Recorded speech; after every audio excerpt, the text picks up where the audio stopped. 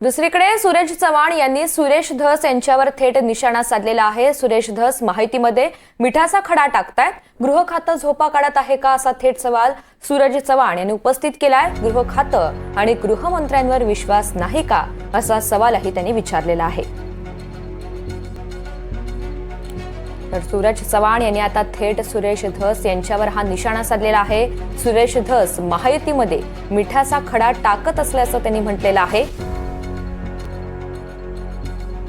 त्यांनी एक ट्विट केलंय, पाहूया। देशमुख हत्येवरून धस जाणीवपूर्वक राजकारण करतायत।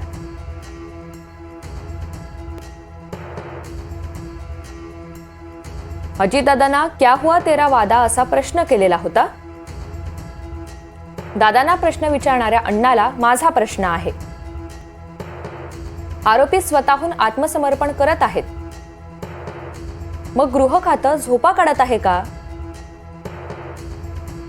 निष्पक्ष चौकशी होईल यावर तुमचा विश्वास नाही का?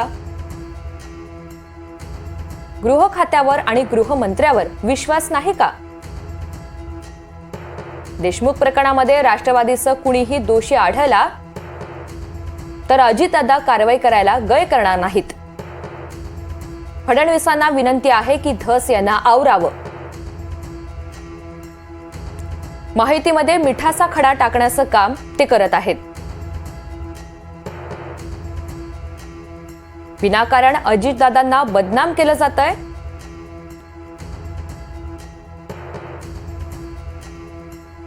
बीड प्रकरणामध्ये अजितदादांना बदनाम करण्यात येतंय।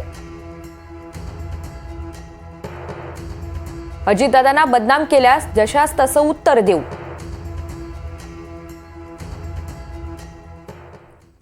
तर हे ट्विट सुरेश चव्हाण यांनी केलेलं आहे आणि त्याचमुळे आपण पाहतोय आता माहितीमध्ये काहीसा मिठाचा खडा टाकतायत असा थेट आरोप त्यांनी केल्यामुळे सुरेश धस त्यांच्या या आरोपांना काय उत्तर देतात हे पाहणं महत्त्वाचं ठरेल।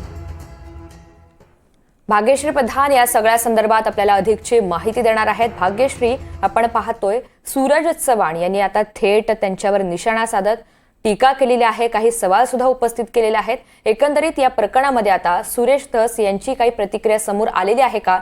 त्यांचं नेमकं काय म्हणणं आहे का?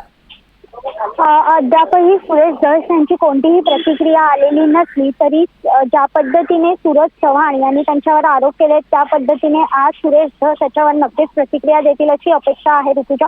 मात्र आपण जर बघितलं तर त्यामध्ये सूरज चव्हाण यांनी मुख्यमंत्री देवेंद्र फडणवीस यांना देखील विनंती केलेली पाहायला मिळते आणि सुरेश अण्णा धस यांना आवरावे अशा पद्धतीची विनंती त्यांनी देवेंद्र फडणवीस यांना केलेली आहे। महायुतीत त्यांच्यामुळे कुठेतरी मिठाचा खडा टाकण्याचं काम ते करतायत असं सांगितलंय। त्याच पद्धतीने त्याने असं देखील इशारा दिलेला आहे की जर अजितदादांना या प्रकरणात कुठे बदनाम करण्याचा प्रयत्न केला जात असेल तर आम्ही जसंच तसं उत्तर देऊ असं देखील त्यांनी ह्याच्यात म्हटलेलं आहे।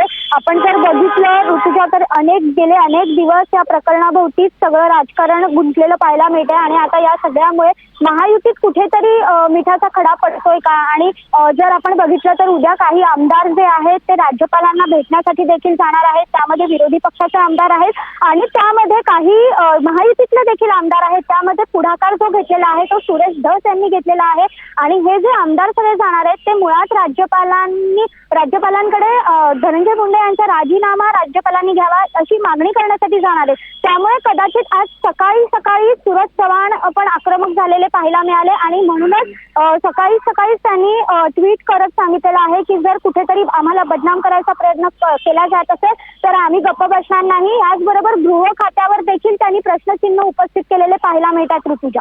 आता या प्रकरणात सुरेश धस नेमकं काय उत्तर देतात आज दिवसभरात ते बघणं खूप महत्त्वाचं ठरणार। निश्चित। भाग्यश्री, धन्यवाद सविस्तर माहितीसाठी।